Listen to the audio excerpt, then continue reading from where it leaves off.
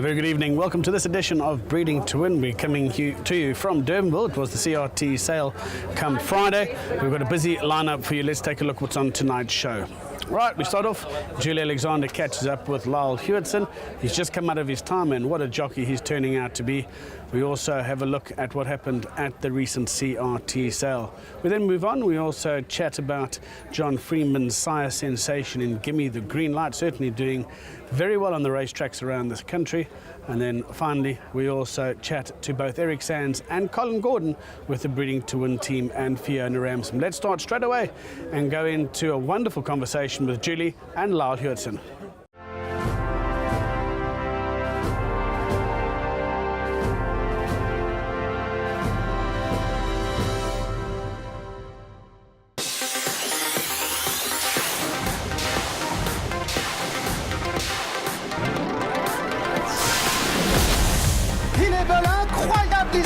La police qui va enlever l'arc de triomphe. 5e victoire dans la course pour Frankie Lettori. Is storming home. One of the last possible gasp for the Challenger thriller. What a finish to the Melbourne Cup. Brave is under pressure when they turn in. It's been a relentless run cup. Who's going to be the last man standing? Battling on through, then Wings of Eagles, Chris and Moa, Wings of Eagles swooping though, and Wings of Eagles gets up to win. His 3,000th winner. Vodacom Durban July. Touting Sansui Summer Cup.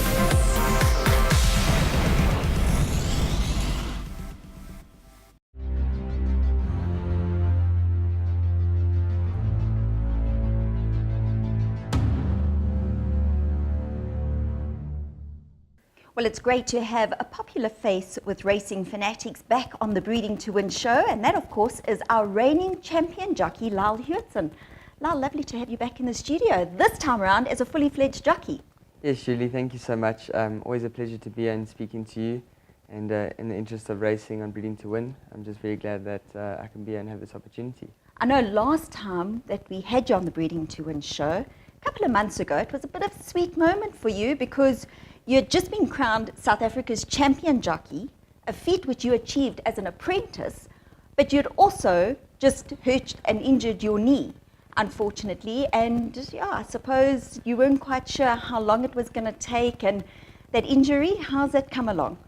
Yes, like you say, it was bittersweet at that time, but I think in a jockey's career that these are the things that you've just got to put your mind at and work through it, and I've come through it really well. The knee is doing very well. No issues. I've healed up beautifully, and the ball's back rolling now. So yeah, no complaints, and I'm happy just to be back in the saddle. Just talking about injuries with jockeys, it's almost like a forced holiday for you because you guys travel a lot, and we're going to touch on that just now as your career takes off. I mean, you travel more and more, but you don't realize the pressure that you put yourselves under, physically, mentally, emotionally. You're still a very young age, and I think sometimes it's almost like, well, you need to go through a little bit of those injuries just to say, okay, well, I need to regroup a little bit. Yes, Julia, of course, and especially when you're racing a lot, you're more likely, the odds are against you that you're probably going to get injured more often than others, or pick up suspensions, and like you say, forced holidays are going to come about. So then again, it's bittersweet, but I think it's important to take that time to recuperate and relax and look forward to coming back in racing. You don't want it to become monotonous and just going through day to day. Every day should be a drive, and yeah, so picking up a forced holiday, it's not the best thing. You always want to be racing, but when you do have it, you need to make the most of it. And yeah, traveling takes a toll on the body. So it's when you do have that break, it's needed to make the most of it. On a sad note, we heard earlier this week about the retirement of Anthony Delpeche. A bit of a shock, I think, to the racing fraternity because anybody that was following him on social media had been seeing how he was getting back into riding work a little bit, how his strength had, how he was getting stronger and fitter by the day. And then all of a sudden news broke out that unfortunately he wasn't going to be able to ride anymore. It must be so difficult for a jockey to make that decision. I could only imagine. I mean, it's my passion. Anthony's been doing it for a very long time, and he's been the best at it in his career in many provinces, countries. He's ridden great horses. It must be so hard to fathom and accept this sort of situation. And like you say, earlier in the week it was looking so positive that he could make the comeback. He's worked really hard, and unfortunately the news broke that he won't be able to return to the saddle. And you know, it must be so tough for him and his family, but I think for a lot of us it's also it's a heartache, because he's someone we all looked up to. He's been a great teacher to me, and a mentor, a role model to so many, and he's going to be a big loss to the game. But I think that he can be at peace with the fact that he's done a lot for the industry, and you know, he's not going to be forgotten, and he's left a legacy in South African racing for sure. Absolutely, well said. And I don't think we're going to see the end of Anthony Delpeche. My money's on anything, not that I'm a big gambler at all, but he'll be back in the game somehow, somewhere along the lines. I know from previous experiences, very hard for these ex-jockeys to walk out the game. Let's get back to you, because you've built some great relationships as an apprentice and now going into a fully fledged jockey, obviously with the likes of Sean Terry, which is a huge stable and a huge plus for you, especially being such a young jockey, and of course Yvette Bremner down in Port Elizabeth. Yes, I'm very fortunate, you know, all over the country, many trainers have supported me and are continuing to support me. But like you say, the two that stand out in particular, Yvette Bremner, that's where I started riding work. Obviously my dad works for the yard, so it's pretty much a family affair, but strictly professional too when it comes to racing. And I just love working for them, absolutely no pressure, great trainers, horsemen, horsewomen. And yeah, it's been a whirlwind. A lot of my firsts in my career have occurred for their yard, and I think that makes them a little bit more special. And onto Mr. Terry, from Work Riders days, he's supported me. I've been riding there as a work rider and apprentice, and just recently qualified as a jockey. And he's been a huge influence in all the success I've had. And to be in that top spot at the moment in the yard is a huge privilege. And it does come with its pressure, but I think it's all about hard work and having that relationship with Mr. Terry, that you can work together, and that takes the pressure off your back. And as a team, I think at the end of the day it's all teamwork. Yes, no, definitely. We've got a great team behind us. The same stands for Yvette's yard, and I'm speaking in terms of both, but I know I do a lot of work at Reinkiesfontein, and every individual is very important. And I think one of the reasons why the team does so well is that everyone understands their role and is appreciated for what they do in the yard, and I think it gives everyone that positive sort of outlook to get success. It was obviously a bit of a slow start to the season for you with your injury, but boy, those winners are starting to roll in, which is great for you. But as a reigning champion jockey, have you got some personal pressure on yourself to retain that title? I think naturally there is pressure, but I accepted at the start of the season with that 2-month setback that when you take on top jockeys, it's not easy to make up the numbers. And I accepted that I'd be happy to finish in the first 5, and I thought I'd done myself really well to get there. And it has been going really well at the moment. Winners are coming in. I am travelling a lot of recent, and I think that's just to put me in the fighting line. And recently I've gone up into 3rd spot, and we're inching closer. But I haven't put any pressure on myself to get that top spot again, because I know that I've had to work hard to get where I am, and I must just keep going. And I think that's the main thing, is just to know what to do it at my best abilities.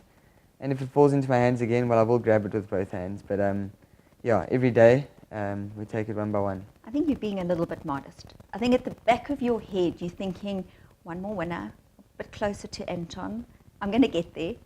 I'm sure there's a bit of a fighting spirit in there. No, there's definitely a fighting spirit, but I think I have to keep myself level-headed, and you always want to take the pressure off your back. I approach races in the same manner, that I want to give the horse the best opportunity from the gates to the 400, and then get a clear run. And if all things work out, the horse is good enough, it'll win. And I think that's the same approach I've got to the championship at the moment. Obviously, to win the championship again, will be a dream come true, and I'm going to work hard. I want to chase it down, but I've just got to sort of keep riding at my best abilities and take that pressure off, so that I know that I can focus on doing my job best of my abilities. Now, you're one of those jockeys, youngsters in the game, millennial, if we can call you that loves their social media. Your winners are constantly on Instagram, constantly on Facebook. You thank the owners, you thank the trainers, and that's great to see. And there are a couple of other jockeys like that, especially the youngsters coming up, not so much the older ones.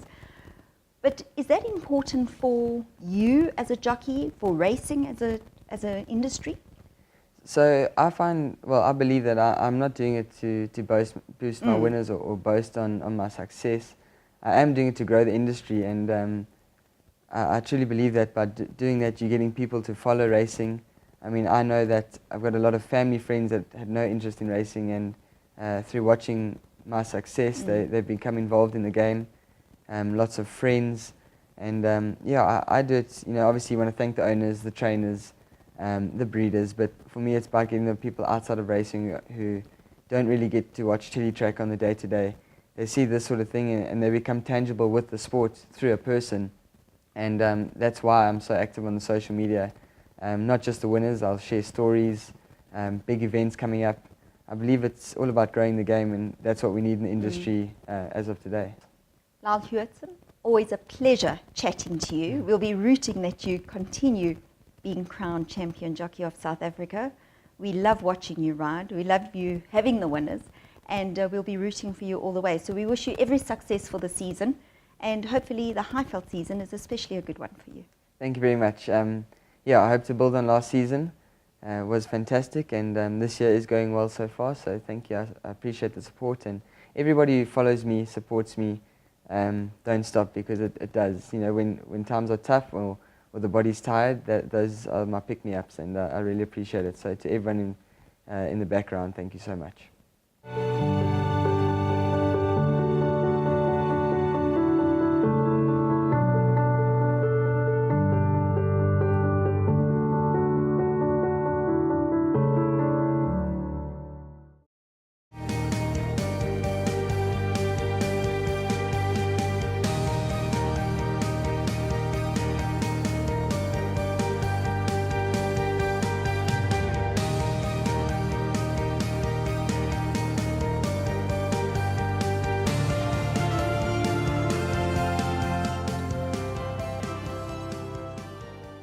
As promised, the CRT sale took place at Durbanville on Friday the 8th of February.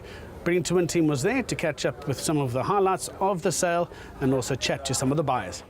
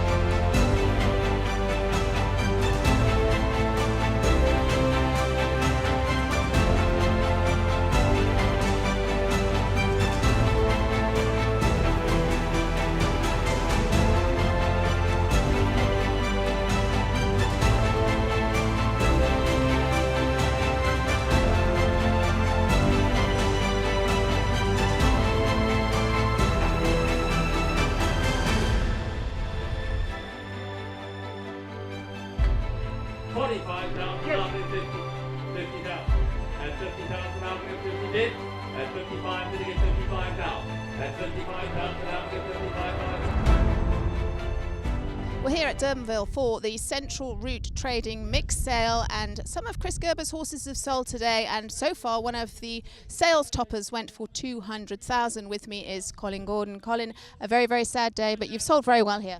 Yeah, we put 5 lots on here, the Cape-based horses that Chris had he hadn't in fact sent them into the training yards yet, barring one. They'd all just done a bit of pre-training out at Sittendal.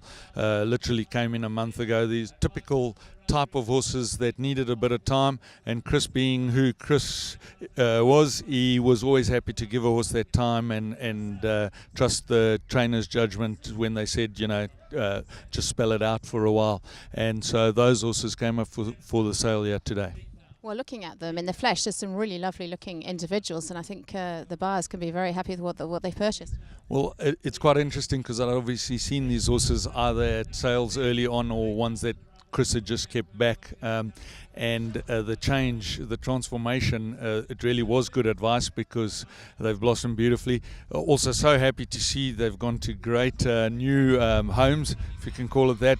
They've gone to some fantastic trainers, so we're just pleased for the support, and we'll follow their future racing careers with interest. They really look like they've grown into some smart sorts.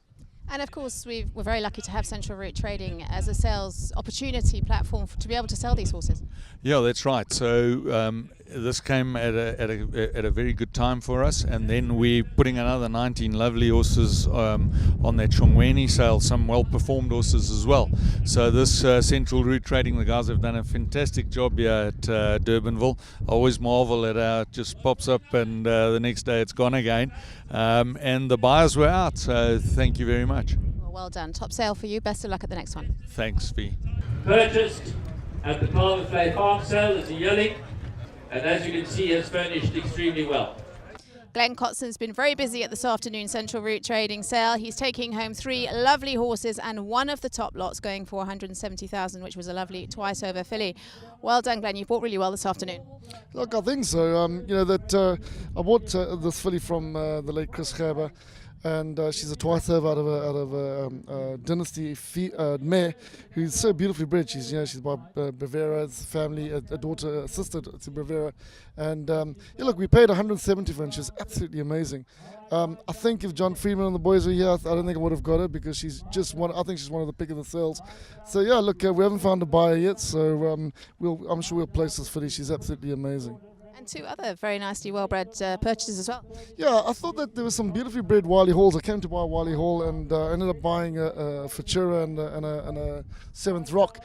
But they're really smart. The 7th Rock looks like it's going to come quick from a very good female line. And the Futura is out of a top female line, an Australian female line. And, he's been well received at the sales already. And I think that he was a very good buy. He's a beautiful colt. Good afternoon shopping done. Well done. Yeah, thank you very much. Trainer Dean Canamere came to this afternoon sale not really expecting to buy, but he bought a very, very nice Mambo in Seattle colt for 100,000. Very well bought, Dean.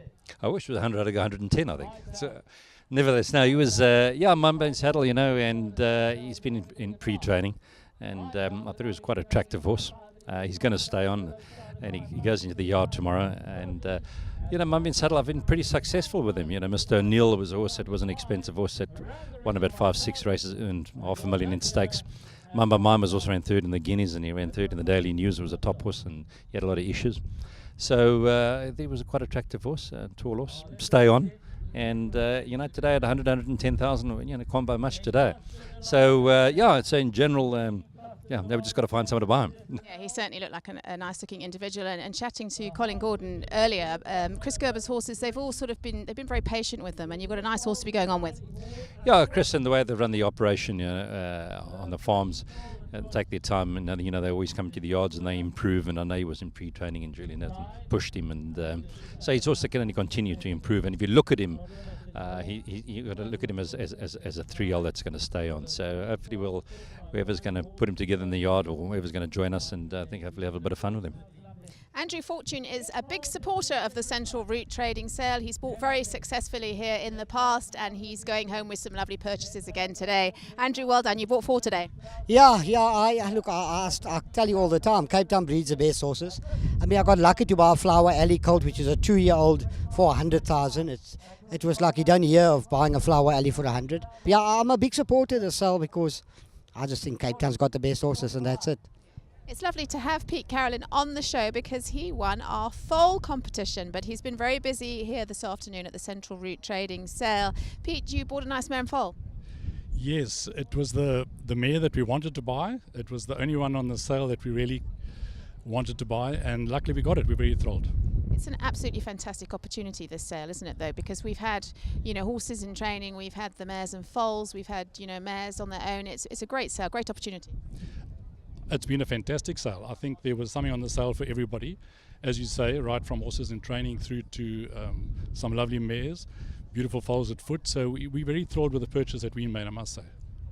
These sales don't happen without a lot of hard work, and Jacques Charles has certainly been putting the hard work in behind the scenes for today's Central Route Trading sale. Jacques, you must be sighing a relief that it's over, and it's gone relatively well. Yes, thank you. It's hard work, but without a good team you can't do it, and we are fortunate that we've got a very good team behind us, and everybody pulled their weight, and the horses came in, the catalogues went out, and all went fairly smooth sailing. Yeah, you had a nice big catalogue today, and as we know, sales are not easy, and prices were a little bit in and out and up and down, but the late Chris Gerber sold very well. Yes, he had nice lots there, and they're ready to run, so a quicker return or potential return for the buyers. The yearlings, I was surprised that the quality ones got decent prices. The mares, it shows the market it's tough at the moment. People are trimming their numbers more so on the breeding side for different reasons, and so that was a bit tough for the vendors. But overall, we're happy. We didn't expect more, and so from that point of view, we're happy with the outcome. Yeah, well, the sales topper was 200,000, but I must say, it's proven a success, this sale. And Andrew Fortune was here once again today, and he's loving the Cape horses, taking them back, and they're being really successful in Johannesburg. Yeah, look, between Andrew and Matchett from Joburg, there was bidding wars, and it's both from the north, and they've had success with it. So it's true testimony to that, and it's always nice to have Andrew here. His humour is just fantastic, and always it brings a laugh to the sale. And well supported, there's quite a lot of breeders here, and of course a few Cape trainers as well. Yeah, look, the shrewd buyers are here, and let's hope for them it pays off. Wiley Hall is still unproven. He had a lot of yearlings here, and those guys may be smiling next year this time. Well, very well done to you and all the team. I'm looking forward to the next sale. I'm sure it's back to the grindstone to organise the next one.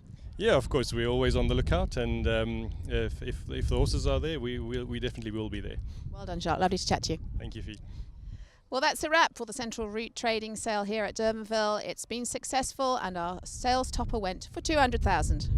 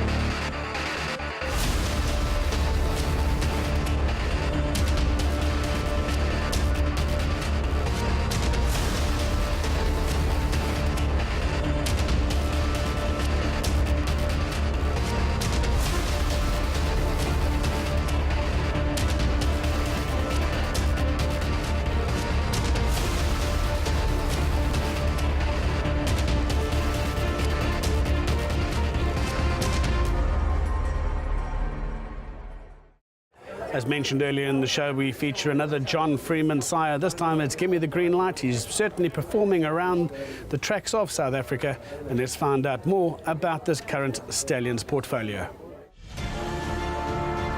Give Me the Green Light has it all.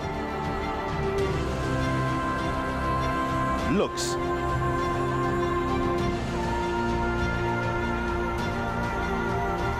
Racing class. Pedigree and power. He stalks like a leopard, race like a deer. His progeny pounce like lions.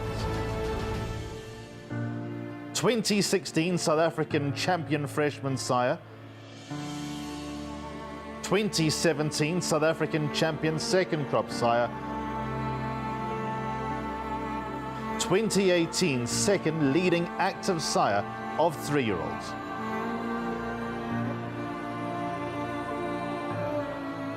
Gimme the Green Light is the first 3-year-old to win the Lomarong Queen's Plate in over 40 years and also became the highest rated 3-year-old in South Africa. He was also the only horse ever to beat Dual Horse of the Year Variety Club twice. Gimme the Green Light has Grade 1 winners from both of his first 2 crops, including his very talented son Surcharge, who has since been exported to race overseas, and Gunner, who distinguished himself as a leading 2-year-old of his generation. National Park with 150 to go is clear in the Gauteng Guineas, 3 lengths clear. Hawam's back in second and Barra in, but National Park from the Eastern Cape pulls off the opening leg of the Triple Crown. National Park beat Hawam. Third place will go to Barrahead. Gimme the Green Light also has 5 other Grade 1 horses and 34 stakes horses. At Green and Green Pepper coming down to the line, arch to close. Clawback Legend still in front and Legend's going on. Legend will win it.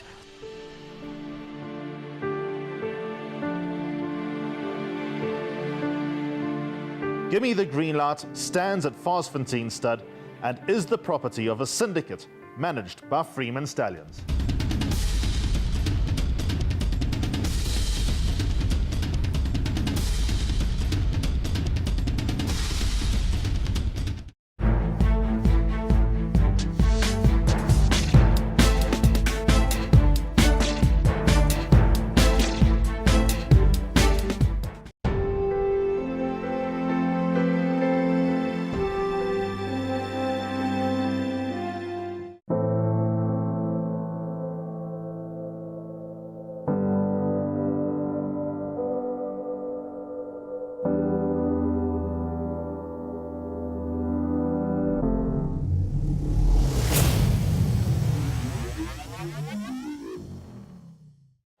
What a great result the Sun Met was for the late Chris Gerber and Rainbow Bridge. Well, Fiona takes time to catch up with his trainer, and that was Eric Sands.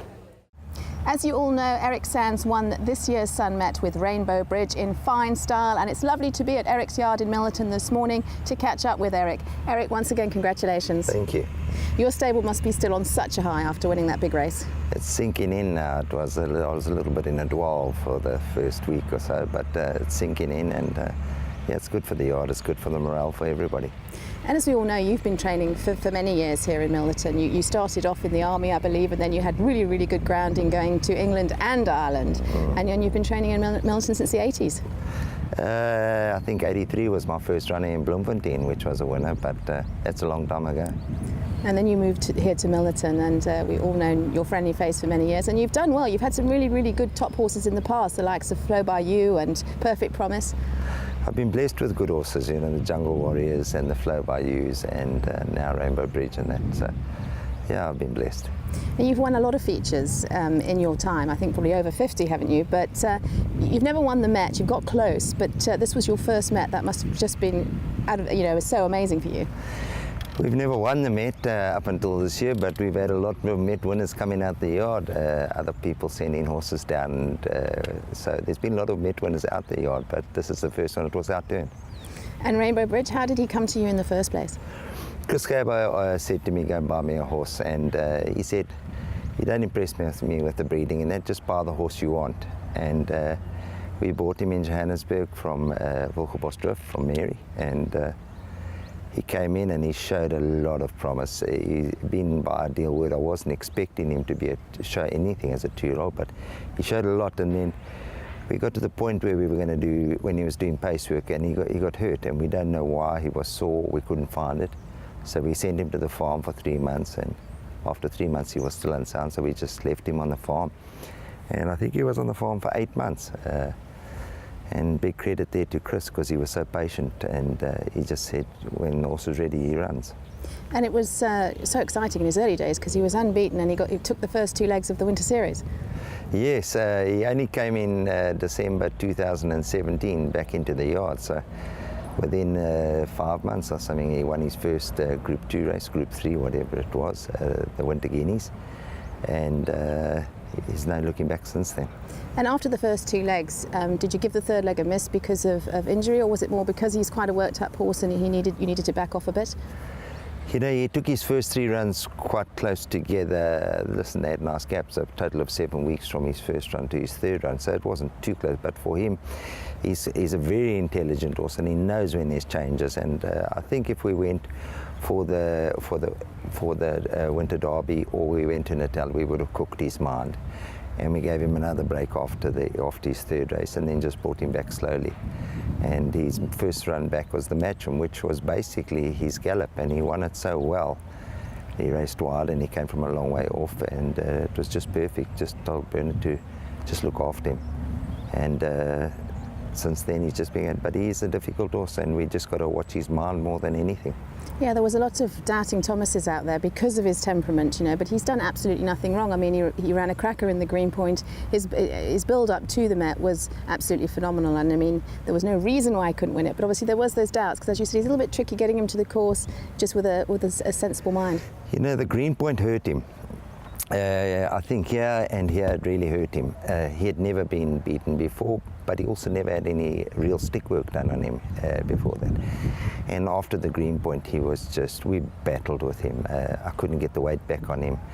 He just never, and I still had work to do to prepare for the Queen's Plate. It wasn't as if we were trying to peak for the Green, but we just had work to do. So we were in a tricky situation where we had to give him the work, but we also couldn't afford to ease off him, and the Green Point hurt him.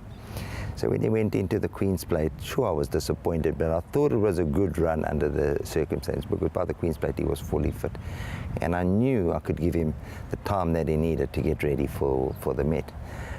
He's such a phenomenal horse that after the Queen's Plate we trotted him for 12 days. We just didn't, I said the first time I'm going to canter him is the day he gets fresh and his weight is back up to above 505. And then Tuesday, what was that, 11 days before the Met, he got fresh in his trot, so we cantered him, and the Thursday Anton did pace work with him, and he said he was happy with him. The following Thursday Anton came back to sprint him up, and with a big smile on his face he said it was a terrible workout, but he couldn't stop smiling. And but a lot of credit must go to Anton, you know. When the first time he came, he bought his own girths and surcingles to check which ones fitted the horse best. We discussed the tack, we discussed what the horse likes, what he doesn't like. Anton asked me a funny question. He said to me, if I must ask you 1400 or 1800, what would you say? And without a doubt or without hesitation, I said, Anton, 1400 because of the pace. And he said, fine, then I must ride the horse accordingly. And then he came back and he asked me the same question again. And I said, I have no doubt that he'll stay, but there must be a pace. And there were a couple of front runners in the Met which we thought would be, so there'd be a decent pace, and Anton could pace. He didn't bounce him out and pull him back. He just let him find his own position, and as the field stretched out, it looked like he was quite far back, but he's got tremendous acceleration. And full credit to Anton. Anton planned it down to the last hair. And I was reading a report that I think Michael Cloud did after the event, and you said that you couldn't have had him better for the day. I mean, he was eating up, and you took him to the course, you hosed him down, you did all of that. It was hard work just to keep him nice and cool for the race. We on Saturday morning, he ate up clean, and when we fed him early morning snack, he gobbled that down, and he did again, and we just never stopped feeding. And that's always been a sign on race day that he's very well. He never did that Queen's Plate day. He was eating, but he gobbles up food on race day. And then I was just, inside I was confident. I had to respect Do It Again because he did beat him. He ran twice against him and he beat him twice. But on race day, that day, he was just quite phenomenal in himself. He just gave me every indication that he was ready. I couldn't have timed it any better. And we iced his legs at 12 and he ate again. And then we hosed him down and put him in the float just before 3, so he arrived, or just after 3. He arrived at the race course 10 to 4, so we didn't have much time to wait for the race. Hosed him down at the course and just kept him walking around, and then put the hose pipe on him just before we settled up. So he went into the parade ring sopping wet. I'm sure some of it must have been sweat because the veins were sticking up, but he was sopping wet with water, which I'm sure a lot of people thought was against him, counter against him. But then Anton said when he canted him down, he said, just dropped his hands and he came back to him, he said, and then he had no doubt that he would see out the distance and see it out properly. Yeah, I think we all know what he's like now and how he does get worked up and sweating. And I thought, funnily enough, he was quite relaxed on Met Day and he did go down to the start beautifully. But obviously there's a sad side to it. With Chris Gerber, we lost him this year and that was very, very sad times for you and for the stable. But it's wonderful that they've kept him going in the yard and this win was extra special. It was fantastic to say the least. Yeah, really sad time for the yard. But listen, we weren't even related to him, so I can't imagine what his family went through. The horses had a lot going, when I say not against the horse directly, but his first groom which really put him on, made him horse, Tabu, was no longer with us, which happened just before Chris. And that was a setback. And then Chris, and it was just as if everything wasn't going right. Not to the horse, but to the circumstances. Chris's family the whole family was there on Queen's Plate Day. And he got beaten fair and square. But the family came back again for Med Day, those that could, and that was a dream come true. Yeah, it's absolutely fantastic, and I think, as you said in your speech, I'm sure Chris is looking down on us and seeing how well Rainbow Bridge has done, and it was lovely to have Colin Gordon there, and of course Jessica Slack, the breeders. It was just such a fantastic event, and it was so festive on stage. And we think Chris was a great party man, and he lived life, and so we thought it would be a little bit damp, I thought, on Met Day and that. But his brother Johnny is just as big a hooligan as him, so there was no shortage. I think everybody got thirsty and they had their fair share, and it was a wonderful day all round. Yeah, an absolutely fantastic achievement for you, for the stable, and just such a lovely story behind it. And where does Rainbow Bridge go now? He's on a holiday, I believe, at the moment. He's on a holiday at the moment on the farm. He just trots in the morning, goes in the paddock in the day, and is stable at night. We'll just see. I can't really say. We plan towards the Natal season. And if he's still with us, he'll will do that. And if he's sold, then so be it. Yeah, just a lovely story all around. I mean, and I think of so many people that I've been involved with. There's Gavin Walker that bred the mother, and he's been to every single race to watch this horse run because it's almost like his grandson. And Mary did. I'm so happy for her. She said after the Queen's Plate, I said, this mare of yours, she should be champion broodmare the way she's going. Said, but she hasn't had a Group 1 winner yet. And I said, no, not yet. And I'm really happy for Mary. She was the first person to congratulate me after the race as they went past the post. That was absolutely fantastic. And your assistant, Helen Richardson, she just absolutely loves this horse as well. And I see her, she always gets really nervous before a big race, but she's 100% behind you and a great supporter. Helen's not my assistant. She's family. She's my other daughter, and she is phenomenal, and she's such a fantastic person. Well, Eric, thank you very much for taking the time to chat to us this morning. I'm looking forward to seeing Rainbow Bridge on the track, and best of luck in the future. Well done. Thank you very much. Thanks, Fee. Always lovely to chat to Eric, and I think we're all really, really proud of this year's achievement with Rainbow Bridge. It's not the easiest customer to train, but they pulled it off and they won this year's Sunmet.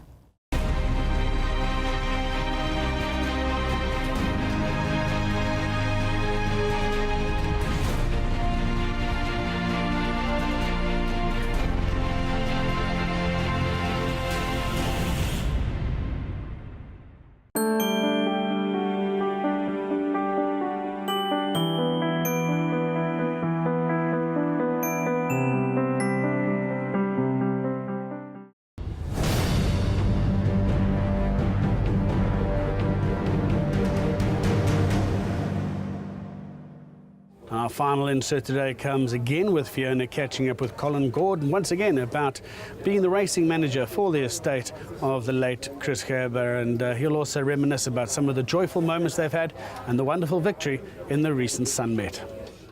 We were lucky enough to catch up with Eric Sands after his recent success in this year's Sunmet with Rainbow Bridge, and today we've managed to get hold of Colin Gordon for an interview. And of course, Colin is racing manager for the late Chris Gerber, who sadly we lost last year, but what a fantastic win with Rainbow Bridge. Colin, lovely to have you on the show. Thanks, Fee. Thanks for having us. It was very, very sad last year, obviously, when we lost Chris, but you've been doing a fantastic job over the last few years as racing manager, and to see Rainbow Bridge win was just phenomenal. It was, and it was such a range of emotions on the day. The elation when it went past the winning post, even though we had to wait for the replay for me to be sure. And then I suppose sadness next, because he would have just so loved to be there and to see it happen. And I think even anger that he wasn't there, and why wasn't he there? But then just the happiness that we'd done it, that he'd achieved what he'd always wanted to win a Met or a July from the racing front. So as I say, just the full range of emotions on the day. Yeah, you wait so long for a top horse like Rainbow Bridge, but luckily the family are all supporters, and Eric said some of them were on course. Yeah, they were. His brother Johnny and his kids came down. Bridgie had been down, and all the girls had been down there for the Queen's Plate. They weren't able to make it for this one, but they were all dressed up watching it where they were. Bridge on the farm with young Matthew. They'd got into the spirit of watching it, so they were cheering as loudly as we were. So it really was fantastic. And what a fantastic time you've had with the horse from the start, really, because he was unbeaten just after the Winter Series. He did the first 2 legs, and I mean, he ran a cracker in the Green Point. You know, everything was going his way for the Met, but obviously he's a little bit temperamental, a little bit difficult. I think Eric's done a fantastic job. We have to commend Eric over here. He really left no stone unturned. He is a difficult horse.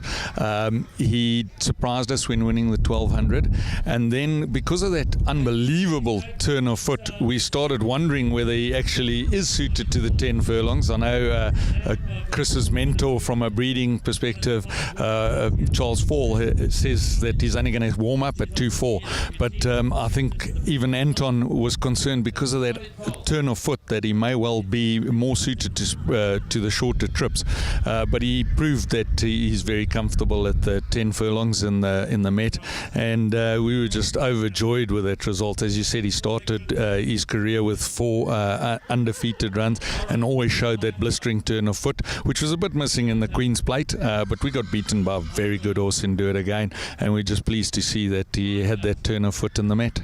Yeah, Eric sort of said things didn't quite go right Queen's Plate Day, but he bounced back to perfection on Met Day. And wasn't it lovely to have Jessica Slack on course? Of course, Mary and Jessica being the breeders, that was another phenomenal result. Well, I can't thank Jess and Steve enough in terms of what they'd done and what a lot of people don't know. Amazing Strike had been sent down to be a work companion for this horse because he was destroying, I think, Eric's yard.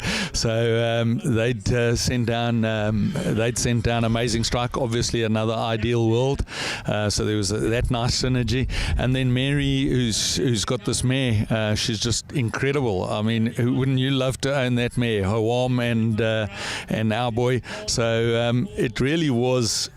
It just all worked out so beautifully. Eric Sands looking for this elusive Met victory. Those breeders that Chris had a special affinity in terms of buying horses from, and then it just all came together on Met Day. Yeah, well, we certainly were missing Chris, but on stage, the atmosphere and the celebrations were just fantastic.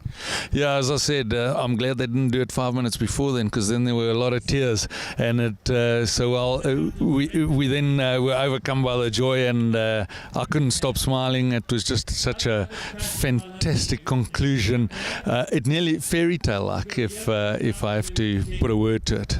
Yeah, I couldn't agree more. And Eric tells me he's having a bit of a break now, but I suppose there's lots of decisions to be made as to whether he does the Natal season.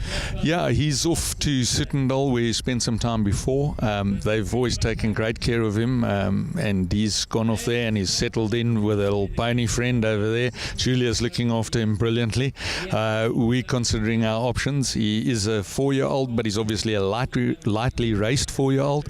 So we got to look, races like the July where he'd have to carry a lot of weight, but there are a number of options available to him now, and we'll consider all of them. Well, you've been doing a fantastic job, not only with the racing stock, but obviously at Moot & Sook as well. And where do you go from here now? Well, at the moment we're busy consolidating Chris's racing interests. Obviously, there's a family trust involved and the likes of that, so we're consolidating the racing interests, and then we'll look at just like Rainbow Bridge options from there.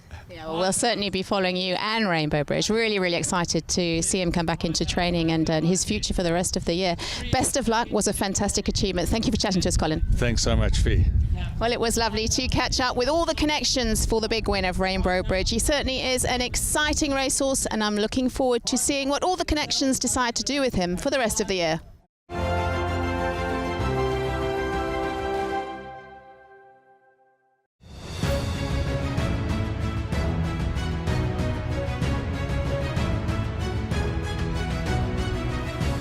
All right, that's a wrap from us here at Durnville. Hope you've enjoyed tonight's show, and we'll be back with you next week. Please stay tuned.